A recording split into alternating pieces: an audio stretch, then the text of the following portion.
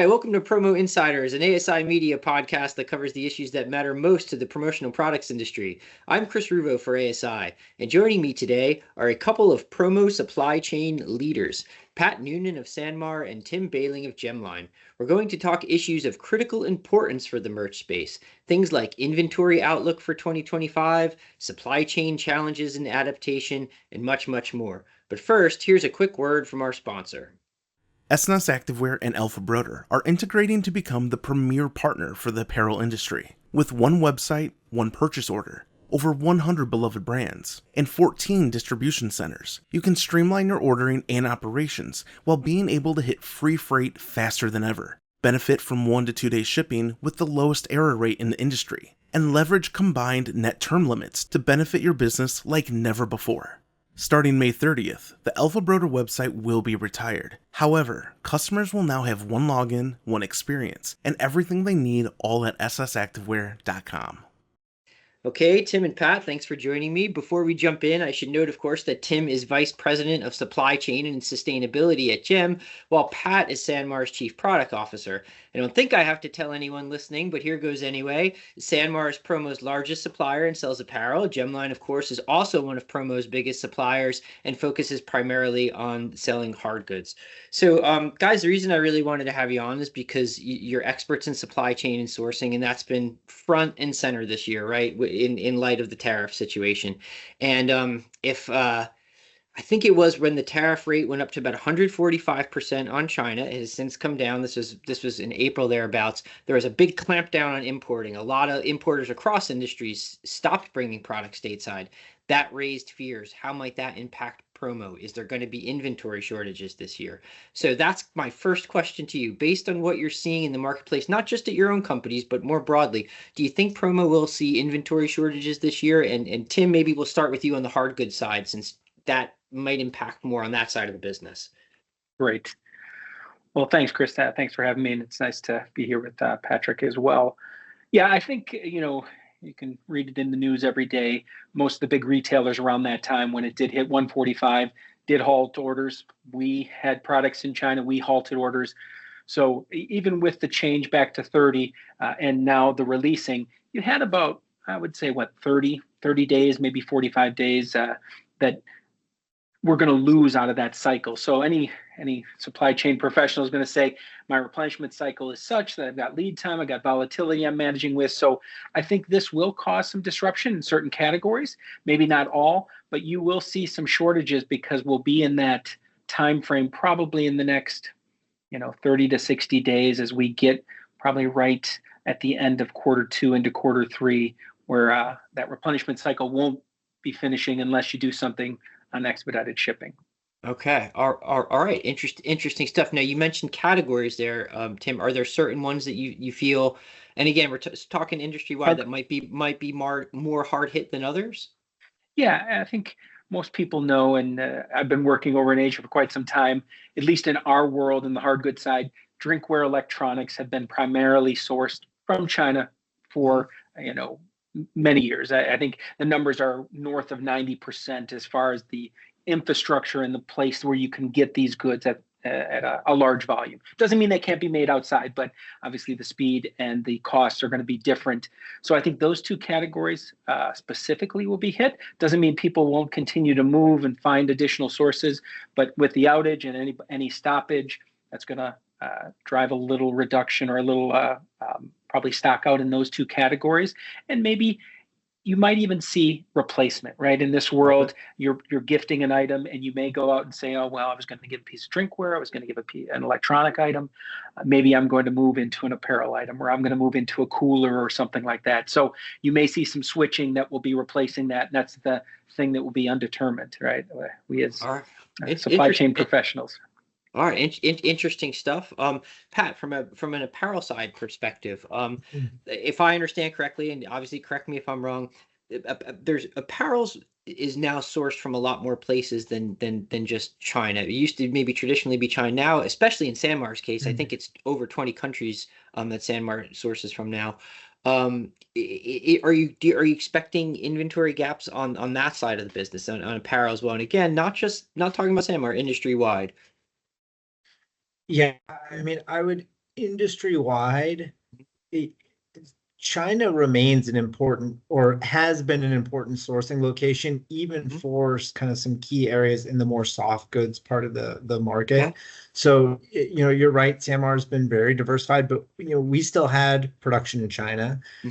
It was, it's like less than 5% of our total, so a very small relative amount, but we were doing the same thing that Tim described, putting shipments on hold, asking our factory partners to hold on to finished goods, and now rushing to bring products in, into the market under a lower tariff structure. And I do think there are going to be impacts. I think that Tim's comment was exactly right. This 4 to 6 weeks of kind of inventory disruption and flow of goods, it's not going to, I don't believe, lead to any sort of widespread outages. But certainly there will be holes and categories that are probably not serviced as well. So yeah, I mean, I do think we're going to see a little bit of impact on that, even on the apparel side of things. All right. You mentioned, just like Tim, you mentioned categories. Any particular ones come to mind on the soft goods side? Yeah, really, the couple of categories that we have seen kind of continued to lean into China over the last few years are really value-oriented headwear. And same thing with some of the bags. And so some of that production had remained in China. A lot of work was going into, I think, looking for other locations, but those two categories were probably the most specific ones that still did have a degree of China exposure. All right. Like to get both your takes on this too. It's maybe we can put context or quantity. Pat, you said you don't think they're going to be deep gaps. Can you maybe just tease that out a bit? What might these gaps look like? Is it missing a category or two, or is it much more widespread? Yeah, I think at least on the apparel side, and maybe I'll give you a little bit of a caveat.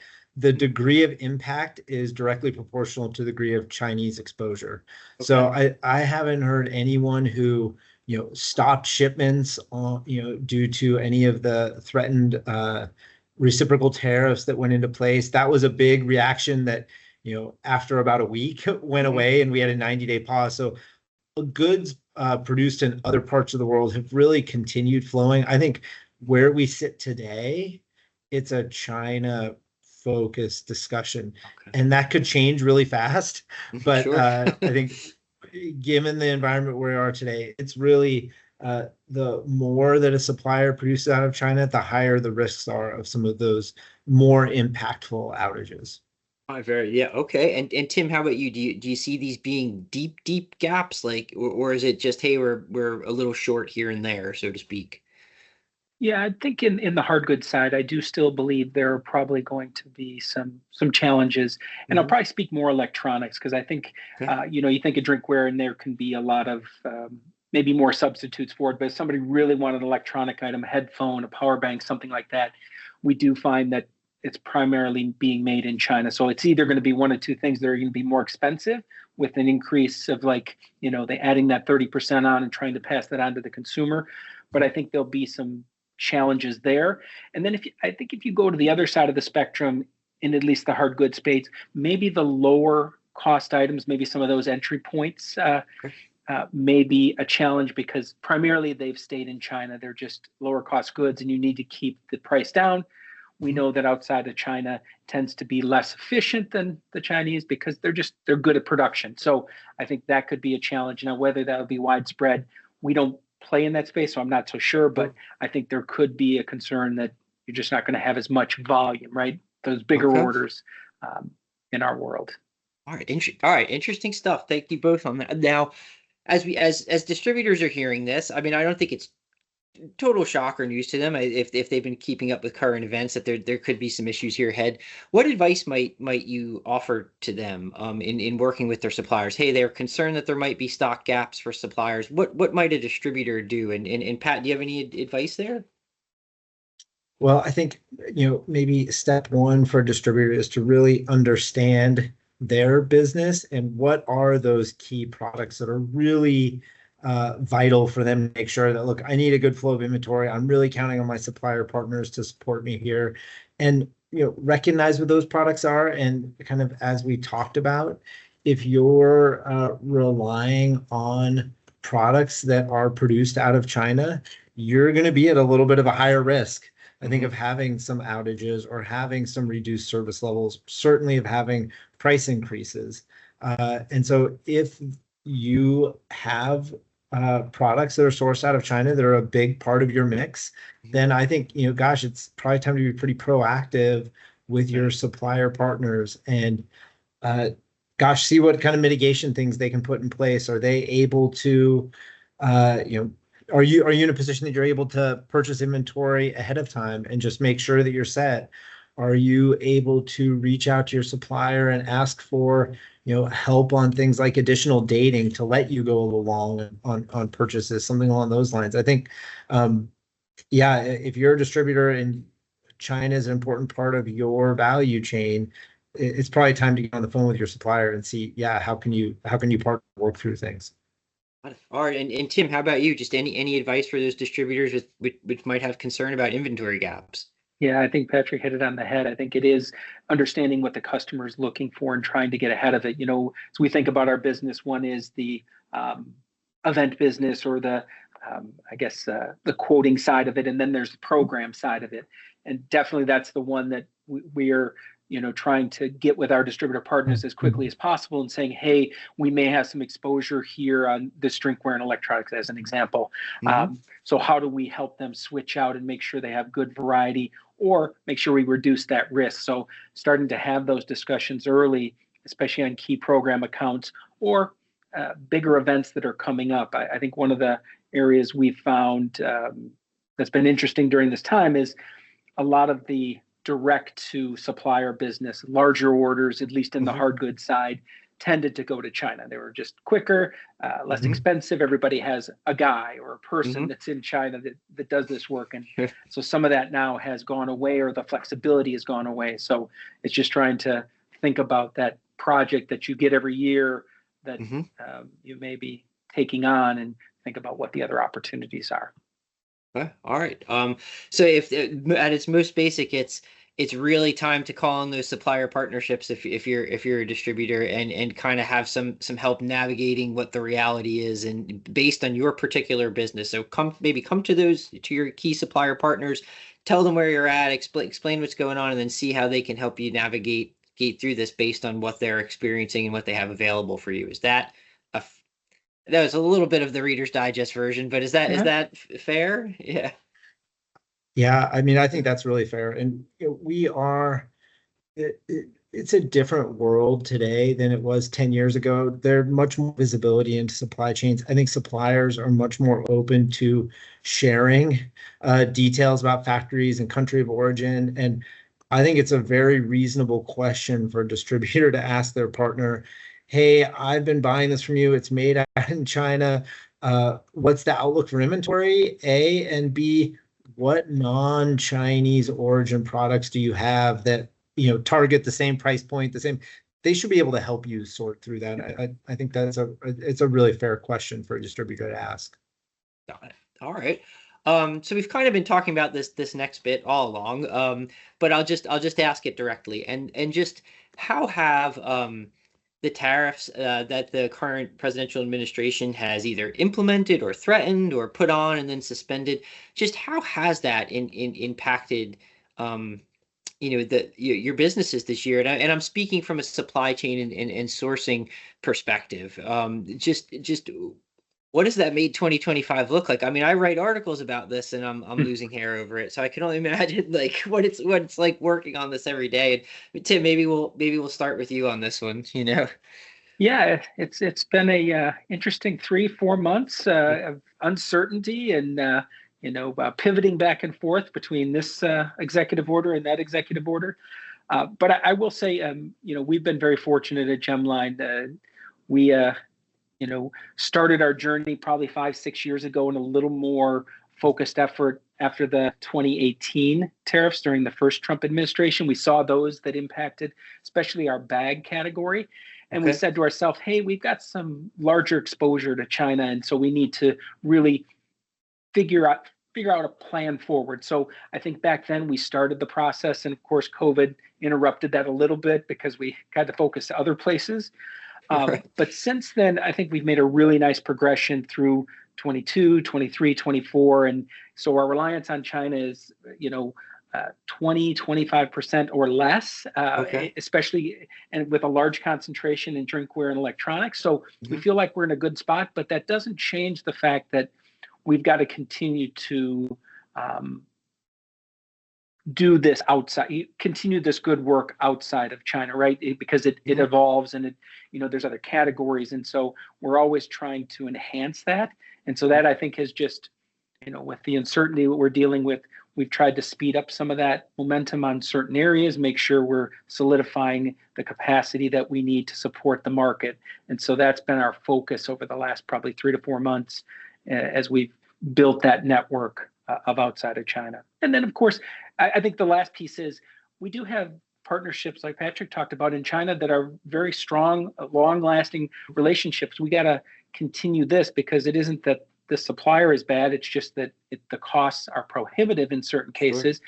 But we need to keep those relationships because they're still part of who we are in some aspect. And I think the ability to move and flex as the next country becomes the target is important for us as well.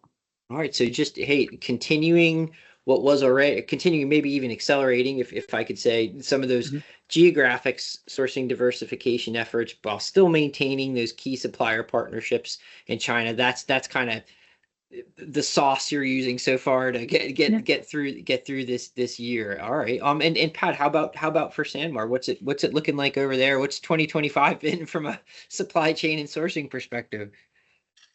Yeah. I mean, it's been just an interesting ride.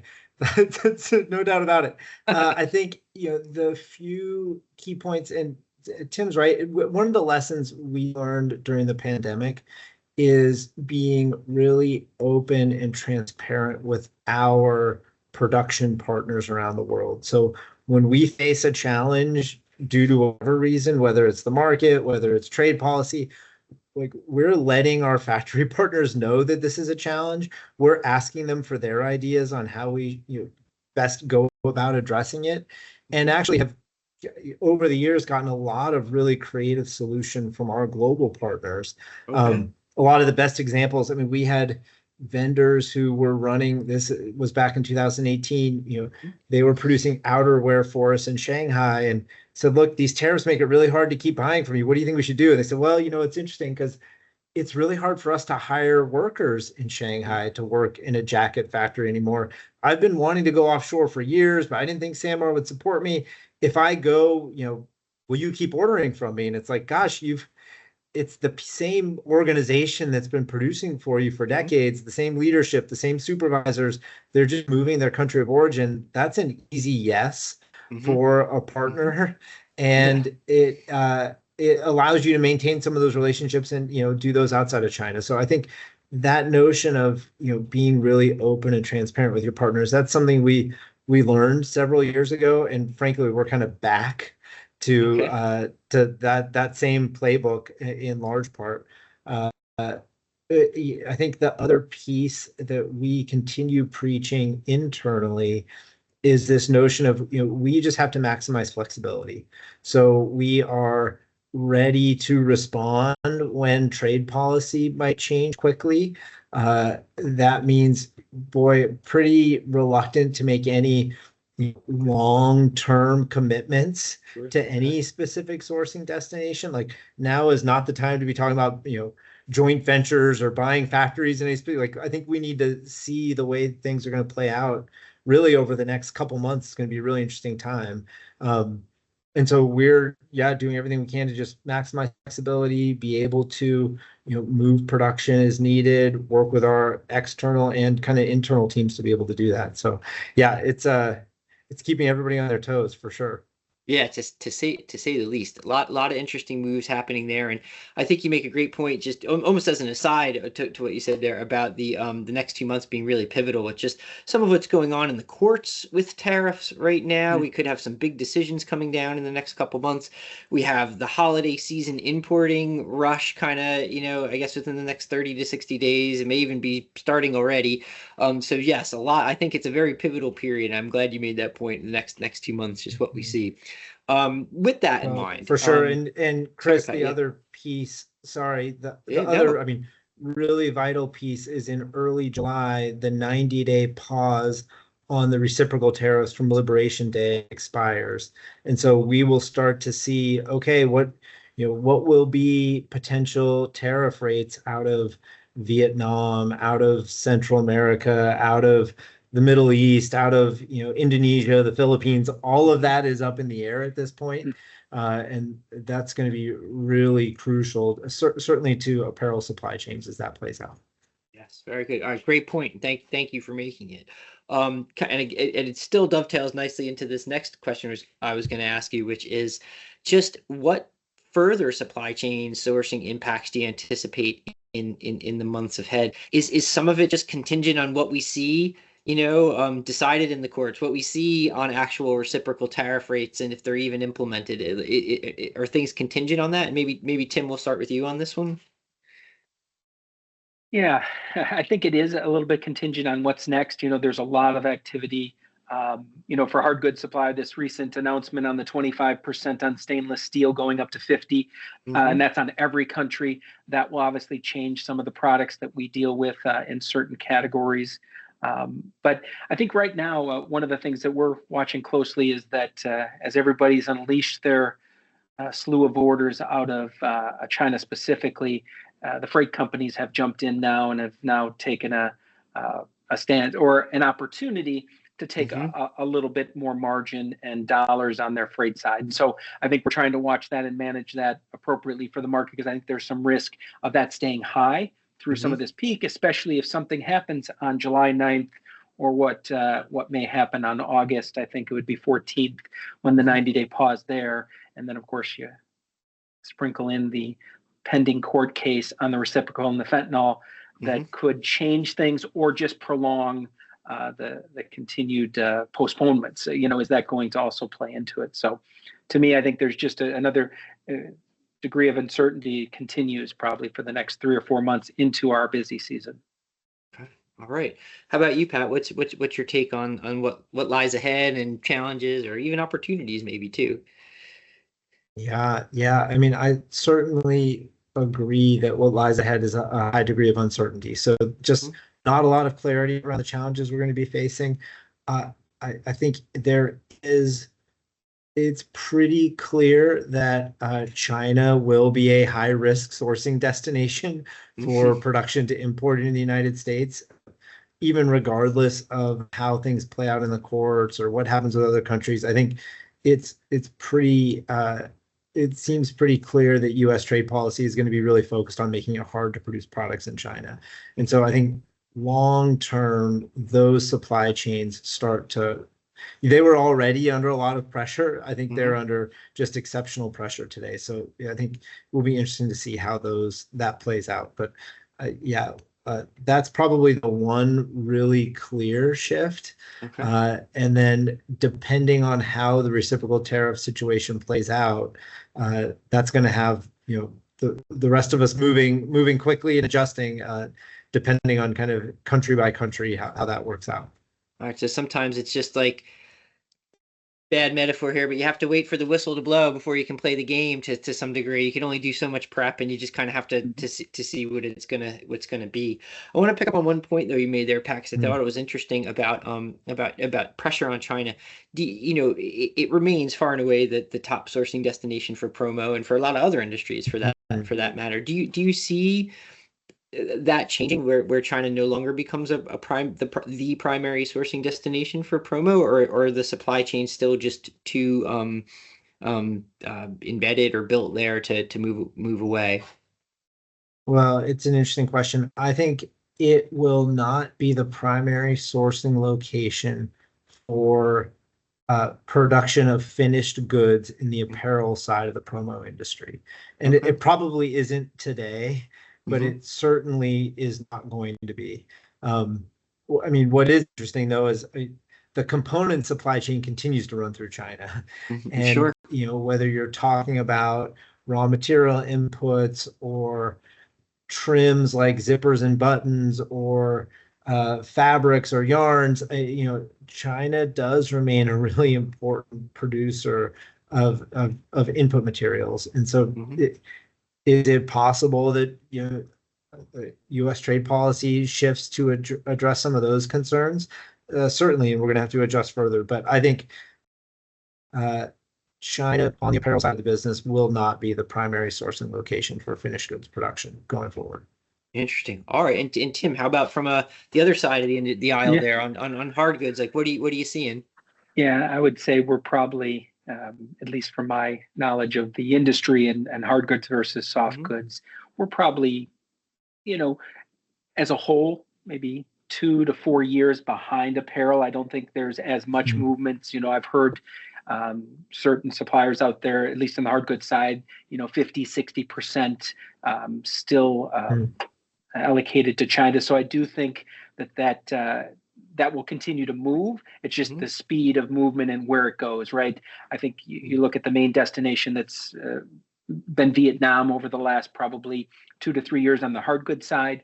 There's saturation there, and just you're starting to see prices go up. So where does it go, especially on the lower tier? And then, of course, the drinkware and electronics, where does that find itself and how quickly?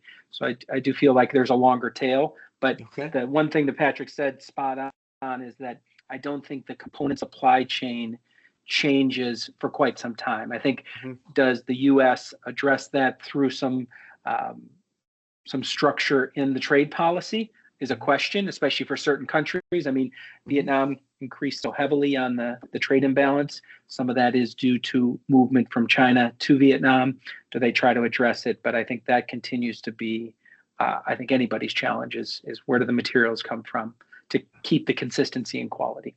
Got it. Really, really interesting stuff. So just I guess we'd hit that one. I guess I'll ask you now for just final thoughts. Like, and this is a very unfair question. So I'll preface it with that. It's just how do you see 2025 playing out for promo in general, given everything that we have in play here from a supply chain, from a regulatory, from a sourcing perspective? I there's no easy answer to this, and I think even if you had a crystal ball, it would be tough to discern what's in there. But just with that in mind, how do you see it playing out? And Pat, maybe we'll start with you on this one. Gosh, yeah. I mean, we talk a lot about in promo, distributors go to their end users and they're really selling their supply chain, right? And this industry relies on this, the partnership across the entire supply chain. And so I think, if anything, distributors are getting a real education in some of the global aspects of their supply chain. I think that is frankly helps them do their job better and be able to speak more intelligently about the products that they're selling. I would hope that they continue to lean on their suppliers and ask some of the questions that we've been working through and look for partnership. I think that's a long-term, really positive trend. And I don't want to say this. I don't want to sound self-serving in saying this, but I do believe that those suppliers in promo who are operating at scale do have an advantage in navigating this space. There's an advantage in working with ocean carriers at a time when capacities are going to be constrained moving goods. There's an advantage working in factories when you're a higher percentage of their production. You're going to ask them to do something hard for you. So it's been a long-term trend of consolidation amongst the supplier base. And I think it's going to be a challenging environment for some of the smaller players out there. That's frankly, I think, just kind of the reality of what we're looking at. All right. Hey, I appreciate the candid stuff. Tim, yourself, just what are you seeing for 2020, rest of 2025? Yeah, I've not been in promo very long, but being in the consumer products world and even seeing, watching the macroeconomic impact that affects our industry, right? As the macroeconomic changes happen, whether it's inflation, lower inflation, but I think that there are some headwinds based on where the economy goes and how that pushes more orders from these big enterprise clients or any of the clients that are buying gifting options or marketing options. So I think there are some challenges there, but I agree with Patrick. I think that those suppliers that are bigger and have prepared for some of this may be in a better position to have inventory and be able to support those clients that are looking for it. But I do feel like if with the uncertainty and if nothing changes, say it stays at 30 and 10, I still think there'll be this challenging time as we get into the back half of the year, just with this consistent uncertainty. Businesses that buy from us, buy from the distributors, making decisions on what to do for their employees, for their customers, for their events. So I think it's going to be a little bit of a challenge. Yeah, I think that's a fair assessment, and I'm along similar lines with you both, where it doesn't seem that there's a speedy conclusion to any of this that's going to these dynamics that are affecting sourcing to end buyer demand. There doesn't seem a speedy conclusion, so it seems like we're going to kind of continue to be on the Oregon Trail here, so to speak. But right. But hey, at least we're on flexibility. The That's what we need. Flexibility. Flexibility. Great. Yeah, that's it. All right. Well, guys, thank you so much for joining me. Tim Behling of Gemline, Pat Noonan of SanMar. You guys have been great. I really appreciate how candid and honest you are with your insights, and hopefully everybody listening got something from that. It's been Chris Rubo with Promo Insiders. Thanks so much for listening.